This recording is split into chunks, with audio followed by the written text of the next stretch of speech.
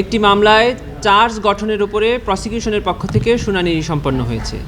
এই মামলায় দুজন আসামি, একজন হলেন সজীব আহমেদ ওয়াজেদ জয় এবং আরেকজন হলেন জুনায়েদ আহমেদ পলক।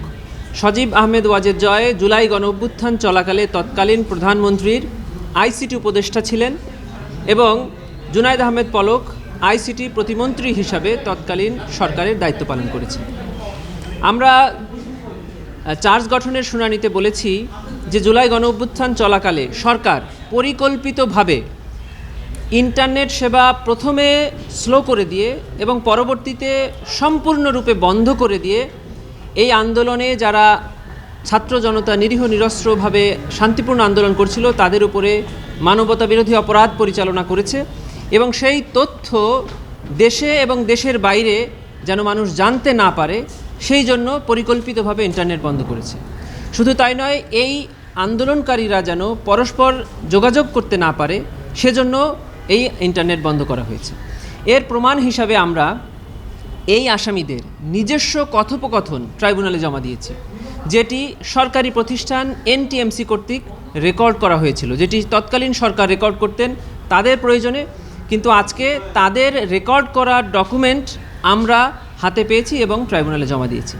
সেই কথোপকথন থেকে পরিষ্কারভাবে দেখা যাচ্ছে যে জুনায়েদ আহমেদ পলক তৎকালীন একজন প্রভাবশালী অ্যাডভাইজারের সাথে মোবাইল ফোনে কথোপকথন করছেন। কথোপকথনে বলছেন যে 8টি অ্যাপস অর্থাৎ অ্যাপ্লিকেশনস চিহ্নিত করা হয়েছে যেটি সামাজিক যোগাযোগ মাধ্যমে ব্যবহৃত করা হয় এবং 8টি বন্ধ করে দেওয়ার ডিসিশন হয়েছে এবং এই ব্যাপারে ওনারা আইসিটি অ্যাডভাইজার অর্থাৎ এই মামলার অন্যতম আসামি সজীব আহমেদ ওয়াজেদ জয় সাহেবের সাথে কথা বলেছেন। আমি ছোট্ট একটি লাইন আপনাদের সামনে, যেটি ট্রাইব্যুনালে আমরা পড়ে শুনিয়েছি, পুরো কথোপকথনটাই তার একটি লাইন আমি আপনাদের সামনে জানাচ্ছি।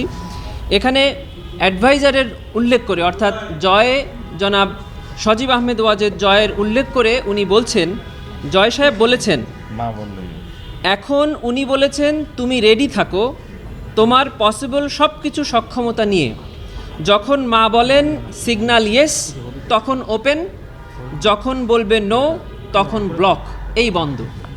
এরকম অসংখ্য কথোপকথন থেকে দেখা যায় যে তৎকালীন সরকারের এই দুজন দায়িত্বশীল ব্যক্তি যারা এই মামলার আসামি তারা পরিকল্পিতভাবে এই গণঅভ্যুত্থানে নিরীহ নিরস্ত্র ছাত্র জনতার উপরে নির্যাতন এবং নিপীড়ন চালানোর উদ্দেশ্যে ইন্টারনেট পরিষেবা বন্ধ করেছিলেন।